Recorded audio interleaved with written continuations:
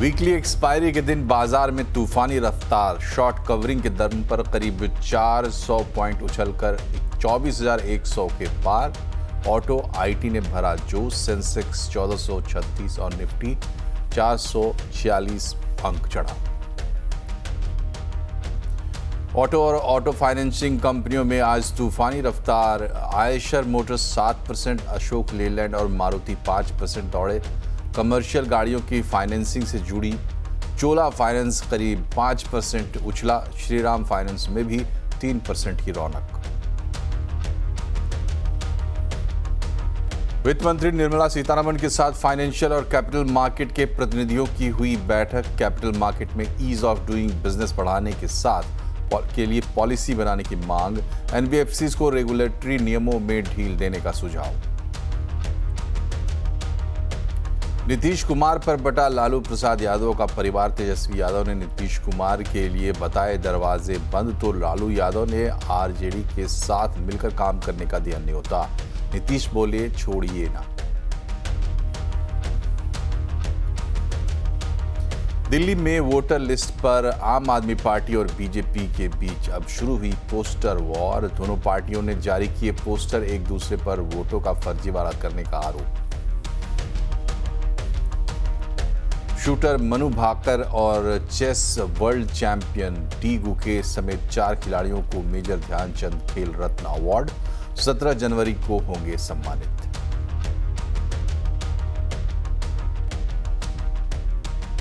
साल 2024 भारत का सबसे गर्म साल, मौसम विभाग ने कहा। 1901 के बाद 2024 में रिकॉर्ड सबसे ज्यादा गर्मी दर्ज।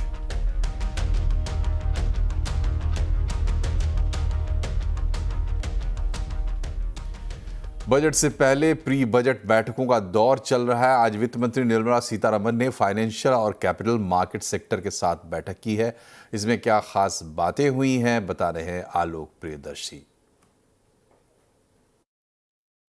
बिल्कुल, देखिए, फाइनेंशियल सेक्टर और कैपिटल मार्केट के रिप्रेजेंटेटिव्स के साथ आज वित्त मंत्री निर्मला सीतारमण की प्री बजट बैठक हुई। इसमें सबसे महत्वपूर्ण एजेंडा यही रहा कि कैपिटल मार्केट में किस तरह से मनी फ्लो बढ़े, इस पर सरकार को बजट में ऐलान करना चाहिए, इंसेंटिव देना चाहिए। सबसे बड़ी बात यह है कि ईज ऑफ डूइंग बिजनेस को किस तरह से बहाल किया जाए और रेगुलेटरी नॉर्म्स में किस तरह से ढील दिया जाए ताकि कैपिटल फ्लो बढ़ सके, आम आदमी ज्यादा से ज्यादा कैपिटल मार्केट में निवेश कर सके। इसके अलावा जो दूसरा मुद्दा रहा वो है सोशल स्टॉक एक्सचेंज को बढ़ावा देने की बात। सोशल स्टॉक एक्सचेंज ऑलरेडी काम कर रहा है, सेबी से नोटिफाइड है, और उसको किस तरह से और इंसेंटिव दिया जाए ताकि इसमें ज्यादा से ज्यादा लोग निवेश करें। तीसरा जो मुद्दा था वो था हाई फ्रीक्वेंसी डेटा कैप्चरिंग को लेकर। अभी काफी लंबे अंतराल के बाद जो मार्केट से रिलेटेड डेटा है उसकी कैप्चरिंग होती है, उसकी एनालिसिस होती है। तो जो रिप्रेजेंटेटिव थे उन्होंने कहा कि इस हाई फ्रीक्वेंसी डेटा को कैप्चर करने के लिए एक फ्रेमवर्क बनना चाहिए ताकि इसके एनालिसिस करके इससे एक ट्रेंड पता चल सके कि आखिरकार मार्केट में किस तरह की गतिविधियां चल रही हैं। जो दो बैंक थे, रिफॉर्म्स की बात हुई, यहां पर रिफॉर्म्स जारी रहने चाहिए, इन्वेस्टमेंट लगातार इंफ्रास्ट्रक्चर में बढ़ते रहना चाहिए, इस तरह की डिमांड हुई। लेकिन एनबीएफसी की तरफ से जो 3 महत्वपूर्ण डिमांड थी वो ये थी कि जो डेडिकेटेड फंड उनके लिए चाहिए जो खासतौर से इमर्जिंग मार्केट की जरूरतों को पूरा कर सके, जिसमें ईवीज, ग्रीन एनर्जी, इस तरह की चीजें हैं। इसके अलावा एनबीएफसी की डिमांड ये थी कि जो टैक्स ट्रीटमेंट है उन्हें एट पर बैंक चाहिए। बैंकों को 10% टीडीएस नहीं कटाने की जरूरत पड़ती है, जबकि एनबीएफसी को इंटरेस्ट इनकम पर 10% की टीडीएस कटौती होती है, लिहाजा उन्हें बैंकों के बराबर लेवल प्लेइंग फील्ड मिलना चाहिए। और तीसरा, रिकवरी के लिए जो सरफेसी एक्ट में जो अभी एनबीएफसी के लिए लिमिट है वो 20 लाख रुपए की है, उसको घटाया जाना चाहिए, जबकि बैंकों के लिए 1 लाख रुपए है। लिहाजा एनबीएफसी को इन तमाम मोर्चों पर राहत मिलनी चाहिए, रेगुलेटरी नॉर्म्स में और ढील देनी चाहिए ताकि आरबीआई बैंकों से और दूसरी जगहों से भी उन्हें फंड मिलने में आसानी हो। तो ये तमाम मुद्दे आज जो बैठक हुई प्री बजट मीटिंग उसमें चर्चा हुए, और देखना होगा कि बजट में वित्त मंत्री इन तमाम मुद्दों को कितना शामिल कर पाती हैं। और प्री बजट बैठक में एनबीएफसी के लिए क्या मांगे रखी गई हैं, इस पर हमारे संवाददाता आलोक प्रियदर्शी ने बात की है एफआईडीसी के डायरेक्टर रमन अग्रवाल से। वित्त मंत्री के साथ प्री बजट बैठक में क्या चर्चा हुई बताने के लिए हमारे साथ मौजूद हैं डायरेक्टर एफआईडीसी के श्री रमन अग्रवाल जी। सर, क्या चर्चा हुई और क्या एनबीएफसी के लिए स्पेसिफिक पॉइंटर्स आपने बजट में डिमांड रखी थी? देखिए, हमने जो डिमांड रखी, पहले हमने एनबीएफसी के सेक्टर के बारे में बताया कि आज की डेट में इंडिया में जो एनबीएफसी सेक्टर है वो third largest in the world हो चुका है, यूएस और यूके के बाद। और अभी जो आरबीआई का रिपोर्ट आई फाइनेंशियल स्टेबिलिटी, उसमें जो डेटा कहा गया है कि एनबीएफसी क्रेडिट टू जीडीपी 13.6% हो गया है और एनबीएफसी क्रेडिट जो है almost 1/4 of the bank credit हो चुका है। अभी एक और डेटा पॉइंट आया था कि जब आरबीआई ने जिसमें कहा कि अक्टूबर के अंदर एनबीएफसीज ने ओवरसीज बोरिंग बहुत ज्यादा हुई है, $5.5 बिलियन की ओवरसीज बोरिंग हुई है। ये पैसा बाहर ओवरसीज बोरो किया गया है for on lending to India, और ये इसलिए हुआ है क्योंकि बैंक बोरिंग कम हो गई है। आरबीआई ने जो सर्कुलर इशू किया था, रिस्क वेट बढ़ा दिया बैंक लेंडिंग टू एनबीएफसीज, तो बैंक बोरिंग कम हो गई। तो अब वो पैसा एनबीएफसीज ने ओवरसीज से बोरो करना शुरू किया, क्योंकि और क्या करेंगे, ऑप्शन नहीं है। और दूसरी चीज, जो इसका जो छोटी और मिड साइज एनबीएफसीज है, हुवर लार्जली जो बैंक पे डिपेंडेंट है, वो अब बड़ी एनबीएफसी से बोरो कर रही है, इसलिए उनकी कॉस्ट ऑफ बोरिंग बढ़ गई।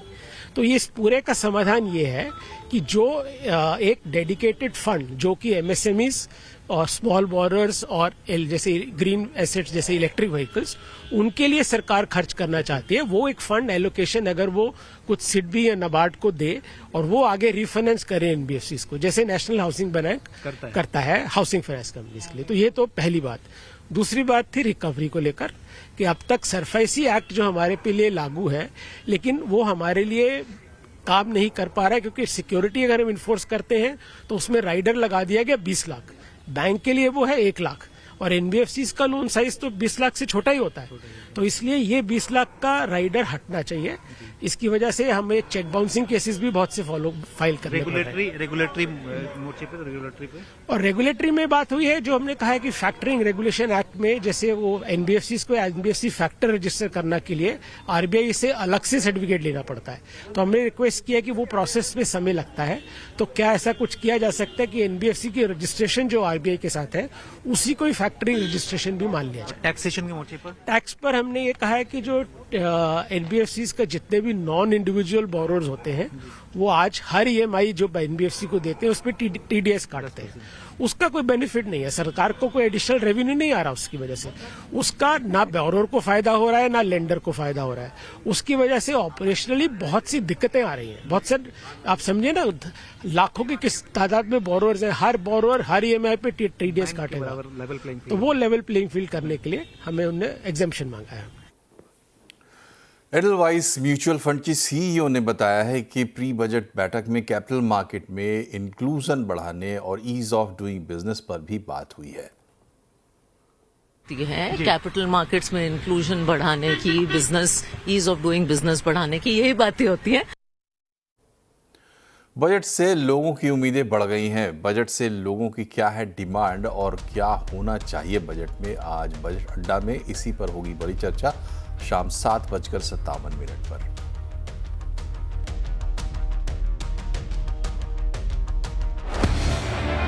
निर्मला सीतारमण का ये बजट स्टॉक मार्केट के लिए होगा मेक और ब्रेक। कंजम्पशन, केपेक्स और न्यू एज रिफॉर्म्स की है दरकार, ग्रोथ को भी देनी है फुल रफ्तार। रोजगार बढ़ाना है और टैक्स कम कर मिडिल क्लास को भी लुभाना है। मोदी 3.0 के इस खास बजट का पूरे देश को है इंतजार, क्या करेगी सरकार। देखिए बजट की सबसे बड़ी कवरेज मेरे साथ आपके अपने चैनल सीएनबीसी आवाज पर। और अब बात करते हैं मार्केट की, जहां हैप्पी न्यू ईयर की पार्टी आज भी जारी रही। निफ्टी वीकली एक्सपायरी के दिन बाजार का जोश हाई था। सेंसेक्स निफ्टी शानदार बढ़त के साथ बंद हुए हैं। सेंसेक्स में 1436 पॉइंट की तेजी देखी गई। निफ्टी में 6 हफ्ते की सबसे बड़ी इंट्राडे तेजी रही। निफ्टी 446 पॉइंट चढ़कर 24,189 पर बंद हुआ है। बीएसई के सभी सेक्टर इंडेक्स में खरीदारी रही। डिटेल्स लेते हैं कंचन नौटियाल से। पहला सवाल कंचन, आज के हाइलाइट्स। तो डेफिनेटली साल के दूसरे कारोबारी दिन बाजार में अच्छा खासा एक्शन हमें देखने को मिला है। 6 हफ्ते की सबसे बड़ी इंट्राडे तेजी हमें देखने को मिली है निफ्टी के अंदर। अगर बात कर ले इस टाइम पे सेंसेक्स की, तो यहाँ पे भी करीब 1500 पॉइंट का हमें एक उछाल देखने को मिला था इंट्राडे में। उसके बाद ये 1436 पॉइंट्स की बढ़त के साथ बंद हुआ है। वहीं निफ्टी में भी करीब 450 पॉइंट्स का इजाफा आता हुआ दिखाई दिया है। अगर इस टाइम पे स्टॉक स्पेसिफिक एक्शन देखा जाए तो सेंसेक्स के 30 शेयर्स में से केवल एक ही शेयर है जो लाल निशान पे बंद हुआ है। बाकी बाकी के जो 29 शेयर्स हैं वो हरे निशान पे जाके बंद हुए हैं। इनफैक्ट निफ्टी के 50 शेयर्स की तरफ नजर डाली जाए तो वहां पे भी केवल 2 ही ऐसे शेयर्स हैं जो लाल निशान पे बंद हुए हैं। बाकी के जो 48 शेयर्स हैं वहां पे एक अच्छा खासा मूवमेंट हमें देखने को मिला है। मिड कैप की बात कर ली जाए, स्मॉल कैप की बात कर ली जाए, अच्छा खासा मोमेंटम यहां पे भी बनता हुआ दिखाई दिया है। अगर सेक्टर स्पेसिफिक अप्रोच देखी जाए तो ऑटो ने आज काफी ज्यादा धमाल किया है। इनफैक्ट आईटी में भी अच्छा खासा जोश मार्केट के अंदर हमें देखने को मिला है। बैंकिंग की बात कर ले, पीएससी की बात कर ले, ऑयल एंड गैस की बात कर ले तो सारे ही इंडाइसेस आज हरे निशान पे जाके बंद हुए हैं। इनफैक्ट मेटल और रियलिटी में भी अच्छा खासा मूवमेंट बाजार के अंदर हमें आज के सत्र में देखने को मिला है। तो ये बताइए कंचन कि आज की तेजी के लीडर्स कौन रहे, कहां सबसे ज्यादा गेन दिखाई दिया? निफ्टी गेनर की सबसे पहले बात कर लेते हैं तो आयशर मोटर्स नंबर कंपनी ने अपने दिए हैं दिसंबर के, इसके बाद हमें करीबन 9% की तेजी देखने को मिली है। बजाज फिनसर्व आज 8% की बढ़त के साथ बंद हुआ है। इनफैक्ट बजाज फाइनेंस में भी 7% का इजाफा आज के सत्र में देखा गया है। मारुति सुजुकी ने भी करीब 6% की तेजी आज के सत्र में दिखाई है। लूजिंग पॉकेट की बात करी जाए तो जैसे कि हमने पहले भी मेंशन किया था, 2 ही ऐसे शेयर्स हैं जो लाल निशान पे जाके बंद हुए हैं, सन फार्मास्यूटिकल और ब्रिटानिया, जहां पे आधा से 1% की कमजोरी देखने को मिली है। मिड कैप में जो बढ़ने वाले शेयर है, सबसे पहला नाम है सुंदरम फाइनेंस का 15% का इजाफा आज के ट्रेडिंग सेशन में। अशोक लेलैंड 6%, ऑयल इंडिया 6% और आईजीएलबी इनफैक्ट 3.25% की बढ़त के साथ बंद हुआ है। लूजिंग पॉकेट की तरफ देखते हैं, पेट्रोनेट एलएनजी में करीबन 6% की गिरावट देखने को मिली है। सुजलॉन एनर्जी करीबन 4%, सोलर इंडस्ट्री में 2% और एसजेवीएन करीबन 1.5% की गिरावट के साथ बंद हुआ है। ऑटो की बात कर लेते हैं बिकॉज ऑटो में आज एक्शन देखने को मिला है मार्केट के अंदर। आयशर मोटर 9% की बढ़त, अशोक लेलैंड में 6%, मारुति सुजुकी 6% और टीवीएस मोटर्स भी आज 4% की बढ़त के साथ मार्केट में बंद होके दिखाई दिया। लेकिन ओवरऑल एक अच्छा ट्रेडिंग सेशन हम बोल सकते हैं। शुक्रिया कंचन। फाइनेंशियल और सीमेंट सेक्टर में काफ़ी संभावनाएं हैं, ये कहना है फोर्ट कैपिटल के सीनियर फंड मैनेजर पराग ठक्कर का। सीएनबीसी आवाज़ के साथ एक्सक्लूसिव बातचीत में पराग ठक्कर ने नए साल के लिए कमाई की बड़ी थीम पर भी सलाह दी है। बजाज फाइनेंस बहुत अच्छा बाय लग रहा था 6,800-900 के लेवल पे, बिकॉज उसमें 20% की ग्रोथ आप पकड़ के चल सकते हो अगले 3-3.5 साल के लिए। इन शॉर्ट कंपनी ने खुद कहा कि 5 साल में हमारा ईवीएम डबल होगा, और अगर इकोनॉमी टेलविंड अच्छी रही तो 3 से 4 साल में भी हो सकता है। प्लस कॉस्ट ऑफ फंड भी उनका जो है वो पीक कर गया है। कल आपके ही चैनल पे एसबीआई चेयरमैन ने भी बोला कि cost of deposits have peaked out, so cost of funds has peaked out for Bajaj finance also. Credit cost जो अभी मेजर कंसर्न है बिकॉज उनकी ज्यादा करके लैंडिंग रिटेल में है, वो कंसर्न भी मेरे ख्याल से मार्च क्वार्टर में पीक आउट हो जाएगा। तो मेरे हिसाब से बजाज फाइनेंस जैसे शेयर जो डोमेस्टिक सिक्लिकल्स है, या मैं बोलूंगा अंबुजा जैसे शेयर्स। और जैसा कि थोड़ी देर पहले कंचन ने भी बताया, आज ऑटो शेयर टॉप गियर में नजर आए। क्या हुआ है ऑटो सेक्टर में खास और कैसे ऑटो सेक्टर का इंजन हुआ है रीस्टार्ट, बता रहे हैं Yatin Mota. Clearly auto sales की बात करें तो दिसंबर का महीना टिपिकली लीन होता है। एक्सपेक्टेशंस ये थी कि सेल्स स्लो लेन में जाएंगी, लेकिन कहीं ना कहीं ऑटो कंपनीज का प्रदर्शन टॉप गियर में रहा है। अगर हम बात करें स्पेसिफिकली पोस्ट मार्केट, येस्टरडे जो नंबर्स आए अशोक लेलैंड, जहां एक्सपेक्टेशन था कि सेल्स गिरेंगी, उसकी बदली अशोक लेलैंड की जो कमर्शियल व्हीकल सेल्स हैं वो लगभग 5% बढ़ी। इसके अलावा अगर हम रॉयल एनफील्ड सेल्स की बात करें तो यहाँ आयशर मोटर्स ने कमाल कर दिखाया है। लगभग 80,000 यूनिट्स की बिक्री हुई है दिसंबर में, जब एक्सपेक्टेशन था लगभग 75,000 यूनिट्स का, और 30% की साल दर साल बेसिस पे आपको सेल्स ग्रोथ होती हुई नज़र पड़ी है। तो कहीं ना कहीं ये जो प्रदर्शन है काफ़ी शानदार रहा है। इनफैक्ट आज सुबह जब मारुति से सीएनबीसी आवाज़ ने बात की और हमारे नेटवर्क ने बात की, तो मारुति ने भी कहा कि जो कंसर्न्स थे वो कहीं ना कहीं बहुत ज़्यादा थे स्ट्रीट पे, लेकिन अब डीलर्स के पास केवल 9 दिनों की इन्वेंट्री है और कंपनी के पास 2 लाख गाड़ियों की बुकिंग अभी भी पेंडिंग है। और कहीं ना कहीं इसके बाद ब्रोकरेजेस भी उत्साहित नजर पड़े। मॉर्गन स्टैनली की जो आज की ऑटो की रिपोर्ट है, उनके हिसाब से 2 व्हीलर रिटेल सेल्स थोड़े बहुत कमजोर है, लेकिन होलसेल्स में अभी भी दम है। 2 व्हीलर्स के बाद 4 व्हीलर्स की बात करें तो यहाँ भी ज़बरदस्त तरीके से ट्रैक्शन देखने को मिला है। मारुति का नंबर उनको सरप्राइजिंगली लगा है पॉजिटिव साइड पे, और उनका जो प्रेफर्ड स्टॉक आइडिया है वो है Maruti, Mahindra and Mahindra, Hyundai Motors और अशोक लेलैंड। इधर क्विक कॉमर्स प्लेटफॉर्म ब्लिंकिट ने गुरुग्राम में एम्बुलेंस सर्विस शुरू की है। अब गुरुग्राम में ऑर्डर करने के 10 मिनट के भीतर एम्बुलेंस हाजिर होगी। सोशल मीडिया प्लेटफॉर्म एक्स पर एक पोस्ट में कंपनी के सीईओ अलविंदर ढींडसा ने बताया है कि कंपनी ने आज से 5 एम्बुलेंस लॉन्च की है। पोस्ट में अटैच एक इमेज में बताया गया है कि एम्बुलेंस सेवा 2000 रुपये की फ्लैट दर पर उपलब्ध होगी। हर एम्बुलेंस में एक पैरामेडिक, एक सहायक और एक प्रशिक्षित ड्राइवर भी होगा।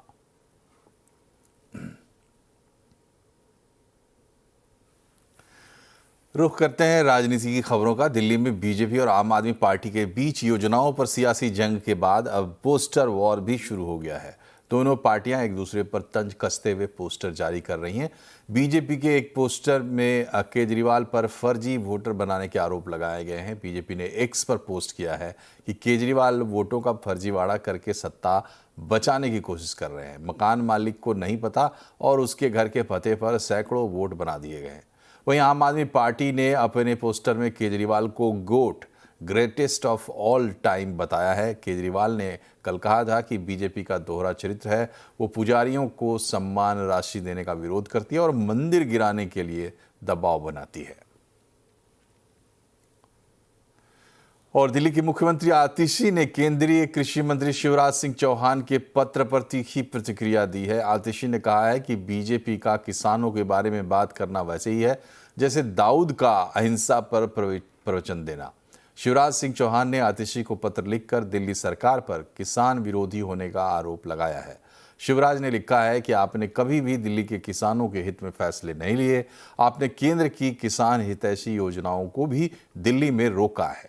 पत्र में कहा गया है कि पहले भी इस विषय में लिखे गए पत्रों पर दिल्ली सरकार ने कोई कदम नहीं उठाया। आम आदमी पार्टी की सरकार ने 10 साल में किसानों के साथ सिर्फ धोखा किया है। दिल्ली में ट्रैक्टर, हार्वेस्टर जैसे कृषि उपकरणों को कमर्शियल व्हीकल के वर्ग में रखा गया है। इसकी वजह से किसानों को ज्यादा दाम देकर ये उपकरण खरीदने पड़ते हैं। किसानों से ऊंची बिजली दर भी वसूली जाती है। इसके जवाब में आतिशी ने कहा है कि जितना बुरा हाल किसानों का बीजेपी के समय हुआ उतना कभी नहीं हुआ। पंजाब में किसान आमरण अनशन पर बैठे हैं। पीएम से कहिए कि उनसे बात करें। इधर लालू प्रसाद यादव ने कहा कि नीतीश कुमार के लिए उनके दरवाजे हमेशा खुले रहते हैं। कल एक निजी चैनल से बात करते हुए लालू यादव ने कहा कि नीतीश कुमार को भी दरवाजा खुला रखना चाहिए। लालू यादव ने कहा है कि हम लोग मिल बैठकर फैसला लेते हैं। हालांकि इससे पहले तेजस्वी यादव ने कहा था कि नीतीश कुमार के लिए दरवाजा बंद है, वो थके हुए सीएम है। अब आरजेडी सुप्रीमो लालू यादव के बयान के बाद सियासी गलियारों में सत्ता समीकरण पर नई बहस शुरू हो गई है। पटना में नए गवर्नर के शपथ ग्रहण के दौरान नीतीश कुमार से जब लालू यादव के बयान पर प्रतिक्रिया मांगी गई तो उन्होंने कोई जवाब नहीं दिया। लालू यादव ने स्वागत किया है, मुख्यमंत्री जी लालू यादव ने स्वागत किया है, कह रहे हैं कि आएंगे तो हाल ले लेंगे हम लोग। दरवाजा खुला हुआ है नीतीश जी के लिए। इधर लालू के बयान के बाद तेजस्वी यादव ने कहा है कि लालू यादव ने एक ही सवाल बार बार पूछे जाने से छुटकारा पाने के लिए ये कह दिया है। नीतीश कुमार को अपने साथ आने का ऑफर दिया है। कहा कि दरवाजे खुले हैं। आप पत्रकार लोग आप पूछते रहते तो क्या बोलेंगे? आप लोग को ठंडाने के लिए बोले हैं। चलिए। वहीं बिहार के उप मुख्यमंत्री और बीजेपी नेता सम्राट चौधरी ने कहा है कि नीतीश कुमार लालू यादव को जानते हैं, वो उनकी बातों में नहीं आने वाले। लालू यादव को नस नस नीतीश जी जानते हैं। लालू जी के एक एक कैरेक्टर को नीतीश जी जानते हैं, कैसे वो बिहार को लूटे हैं। डरे हुए लोग हैं। लालू जी डर चुके हैं कि एनडीए के लोग बुरी तरह लोकसभा में हराए और आगे भी हराएंगे।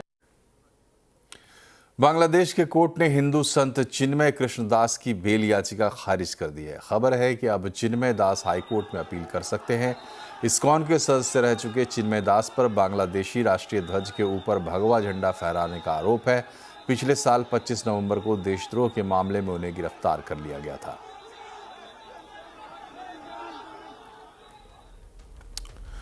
और यहां एक छोटे से ब्रेक के लिए रुक रहे हैं, लेकिन खबरें भी और भी हैं, बने रहिए हमारे साथ।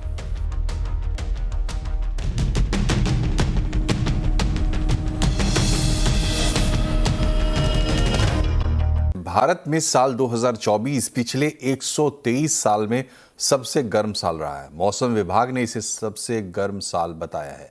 भारतीय मौसम विभाग ने कहा है कि 1901 के बाद से देश में अब तक का सबसे गर्म साल 2024 है। आईएमडी ने यह भी नोट किया है कि वर्ष के अंतिम 3 महीने अक्टूबर से लेकर दिसंबर तक एक साथ रिकॉर्ड पर सबसे गर्म थे, जबकि अक्टूबर 2024 123 वर्षों में सबसे गर्म महीना था। सहयोगी मनीषा बता रही हैं डिटेल्स। जिस तरह की आईएमडी की रिपोर्ट आई है, 2024 अब तक का सबसे गर्म साल रहा है। इसने सारे गर्मी के रिकॉर्ड्स ब्रेक किए हैं। इससे पहले 2023 सबसे रिकॉर्डेड यहाँ पर गर्म साल था और उससे पहले 2016, लेकिन 2024 ने ये सभी records as of now break करे हैं और ऑन रिकॉर्ड सबसे ज़्यादा गर्म ये साल रहा है। अगर हम आपको नंबर्स यहाँ पर ठीक से समझा सकें तो जो एवरेज मिनिमम टेम्परेचर है वो 0.9 डिग्री सेल्सियस 10 साल के एवरेज से यहाँ पर ज़्यादा बनता हुआ नजर आया। जहाँ तक एवरेज मीन टेम्परेचर की बात है, ये 0.65 डिग्रीज लॉन्ग पीरियड एवरेज से ज़्यादा बनता हुआ नजर आया। साथ ही साथ अगर आप एवरेज मैक्सिमम टेम्परेचर देखें तो यहाँ पर भी हमने 0.20 डिग्रीज लॉन्ग पीरियड एवरेज से ज़्यादा बनता हुआ देखा। यानी कि मिनिमम टेम्परेचर, मैक्सिमम टेम्परेचर और जो एवरेज मीन टेम्परेचर होता है 2024 में हमने ये सारे रिकॉर्ड्स यहाँ पर टूटते हुए देखे। आईएमडी ने हमें ये भी बताया है कि जो ये एक्स्ट्रा हीट वाले डेज हैं ये ज़्यादातर विंटर सीजन और उसके बाद मॉनसून सीजन के बाद में बनते हुए नजर आते हैं। एक और इम्पॉर्टेंट चीज़ है कि ला निना इस बार जनवरी में आएगा तो सही, लेकिन बहुत समय तक नहीं रहेगा, इसलिए बहुत ज़्यादा ठंड पड़ने की एक्सपेक्टेशन वहाँ पर नहीं है। ये तो बात हुई भारत की, लेकिन भारत के साथ साथ हमने बाकी कंट्रीज से भी यहाँ पर इसी तरह की रिपोर्ट्स आते हुए देखी हैं। चाइना ने भी कहा है कि 2024 उनके लिए सबसे गर्म साल था। इसी तरह से काफ़ी सारी दूसरी एशियन कंट्रीज़ की तरफ से ऐसी ही रिपोर्ट आई है। लेकिन मोर इंटरेस्टिंगली वर्ल्ड मेट्रोलॉजिकल ऑर्गेनाइजेशन ने कहा है कि वो बहुत जल्दी जनवरी में ही रिपोर्ट लेके आएंगे और उनको भी रियल टाइम असेसमेंट जिस तरह से हो रही है, उन्हें भी यही लगता है कि 2024 ग्लोबल के हिसाब से यहाँ पर सबसे गर्म साल रह सकता है। तो क्लियरली ये प्रॉब्लम सिर्फ एशिया की नहीं है, ये ग्लोबल नंबर्स पे हमने आता हुआ देखा है और काफ़ी सारे रीजंस हैं यहाँ पर। वर्ल्ड मेट्रोलॉजिकल ऑर्गेनाइजेशन ने कहा है कि 2024 में वर्ल्ड ने 41 दिन हीट वेव ज़्यादा आते हुए देखी है। तो क्लियरली गर्मी यहाँ पर ज़्यादा बढ़ती हुई नजर आई है। जैसे पहले भी बात की, हमने 40 डिग्री, 50 डिग्री और कहीं कहीं विश्व में 60 डिग्री सेल्सियस के टेम्परेचर्स भी आते हुए देखे। यानी कि ये चिंता की बात तो यहाँ पर डेफिनेटली है। साथ ही साथ अगर हम दूसरे रीजंस देखें तो जैसे लगातार बात होती रहती है कि हम ज़्यादा कोयला जला रहे हैं, हम पेट्रोल डीजल जला रहे हैं, तो जब तक हम ये फॉसिल फ्यूल्स जलाएंगे तब तक यहाँ पर चिंताएं बनी रहेंगी। साथ ही साथ एल निन्यो देखा था हमने पिछले 2 सालों में, उसकी वजह से भी जो सी का टेम्परेचर है वो वहाँ पर बढ़ता हुआ नजर आता है। आपको एक चीज़ बता दें कि जब गर्मी बहुत ज़्यादा पड़ती है तो वो अर्थ एब्जॉर्ब नहीं करती, वो सी एब्जॉर्ब करता है। तो जो सी का टेम्परेचर है वो यहाँ पर लगातार बढ़ रहा है और सी का जो लेवल है वो भी चला जा रहा है, जिससे जो सी के आसपास के, समुद्र के आसपास के जो शहर हैं, जो लो लाइंग एरियाज हैं, वहां पर रहने वालों की चिंताएं आगे जाकर शायद बढ़ सकती हैं। तीसरी बड़ी बात है वॉल्केनिक इरप्शन, जो हमने साउथ पैसिफिक में आता हुआ देखा। उसकी वजह से जो क्लाउड कवर है वो हट गया, यानी कि जो सूर्य की रोशनी है वो सीधी धरती पर पड़ी और गर्मी उस वजह से भी बढ़ी। उसके अलावा हमने काफ़ी सारे डिस्ट्रक्टिव स्टॉर्म्स आते हुए देखे, वॉल्केनोज देखे, सुनामीज देखे, जिसका भी असर यहाँ पर जान माल तो पड़ा ही, इकोनॉमी पे पड़ा और ओवरऑल यहाँ पर अर्थ की सेहत पर भी पड़ा। नए साल में मौसम का डबल अटैक भी देखने को मिल रहा है। पहाड़ों पर बर्फबारी के साथ उत्तर भारत में घने कोहरे की मार पड़ रही है। हिमाचल प्रदेश और जम्मू कश्मीर के कई इलाकों में भारी बर्फबारी हुई है। जम्मू कश्मीर में ठंड के कारण सड़कों पर बर्फ की मोटी चादरें बिछ गई हैं, वाटरफॉल जम गए हैं। यही नहीं, मौसम का असर यातायात पर भी पड़ा है। कम विजिबिलिटी के कारण दिल्ली एयरपोर्ट में विमानों का शेड्यूल बिगड़ गया है। कुछ एयरलाइंस के विमान लेट चल रहे हैं, कुछ रूट्स पर विमान सेवा रद्द भी करनी पड़ी है। वहीं उत्तर भारत में ट्रेन सर्विस भी प्रभावित हुई है। जम्मू कश्मीर के शोपियां में स्नो फेस्टिवल होने जा रहा है। इलाके के deputy commissioner R Rashid Saleem से बात की इरशाद मलिक ने। इस इलाके में इतिहास गवाह है, आज तक ना कोई इस इलाके में प्रमोशन हुई है टूरिज्म के लिहाज से और ना ही कभी स्नो फेस्टिवल। लोगों की एक बहुत देरी ना मांग थी जो पूरी होने वाली है, तो किस तरह के अरेंजमेंट्स होंगे सर? चले इंशाल्लाह हम कोशिश कर रहे हैं कि जो ये पहली बार हो रहा है बहुत अच्छा हो, तो काफ़ी अच्छा स्पॉट है। अभी तो बर्फ़ है तो ये डिफरेंट लुक है इसकी, लेकिन जिस वक्त ये ग्रीन होता है उस वक्त भी इसकी एक ज़बरदस्त दिलकश नज़ारा यहाँ पे होता है। तो हमारी कोशिश है कि ये जो स्नो फेस्टिवल हम करेंगे, जिसमें हमने पब्लिक को पहले ही इंटीमेट किया है, बहुत अच्छा हो। यहाँ पे कल्चरल एक्टिविटीज़ भी होंगी, बच्चों के लिए गेम्स भी होंगी, स्नो सिटी बनाएंगे, एक इग्लोज़ प्लस एक ट्रैक दे देंगे हम, जहाँ पर हमारे सल्फर स्प्रिंग्स हैं उनको भी पब्लिक के सामने लाया जाएगा। और कुछ बॉनफायर का अरेंजमेंट यहाँ पे जो लोकल हमारे ईटरीज़ हैं उनको इनवाइट किया जाएगा ताकि खाने का अरेंजमेंट हो, तो ताकि लोगों को एंजॉयमेंट की एक अपॉर्चुनिटी मिले और ये एरिया भी शोकेस हो टूरिज़म मैप पे भी और वर्ल्ड टूरिस्ट डेस्टिनेशन ये बन पाए। तो ऐसा हमारा प्रोग्राम है, तो हम भी कोशिश कर रहे हैं इंशाल्लाह ये सक्सेसफुल रहेगा और आगे भी चेन ऑफ इवेंट्स इसी के आगे हम चलाते रहेंगे। सर हतमी फैसला कब ले रहे हैं ताकि हम लोगों को बता सकें फलाने डेट पे? फिलहाल हमने जो टेंटेटिव फिक्स किया है that is 11th and 12th। जो हमारा सेकंड जो प्रेडिक्शन है, जो ही वो ख़त्म हो जाता है, विल स्टार्ट आवर प्रिपरेशंस। तो इंशाल्लाह that is the tentative plan. लेकिन अगर मौसम कुछ ऐसा रुख बदला तो there can be some change, लेकिन ज़्यादा चेंज नहीं होगी। बात करने के लिए बहुत बहुत शुक्रिया थे हमारे बात करने के लिए डिप्टी कमिश्नर शुपियान शाहिद सलीम साहब। तो साफ कहना है इनका यहाँ पे जो है कुदरती वसाइल बहुत सारे हैं, लेकिन आज तक इन चीज़ को प्रमोट नहीं किया गया। उम्मीद करते हैं कि जैसे उन्होंने कहा कि आम लोगों के लिए खोला जाएगा और यहाँ के जो हज़ारों लोग जो बेरोज़गार है उनको रोज़गार मिलेगा अगर स्नो फेस्टिवल यहाँ पे होता था। यकीनन यहाँ पे टूरिस्ट जो है नेशनल टूरिस्ट के साथ साथ लोकल टूरिस्ट जो है वो भी इन जगहों पर आए और यहाँ पे जो है कुदरती नज़ारे जो है उनसे लुत्फ़अंदोज़ हो।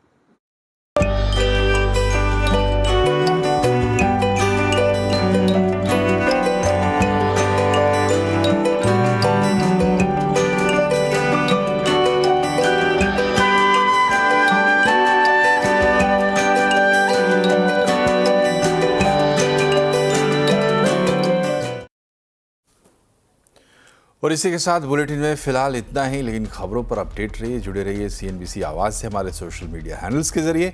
नमस्कार।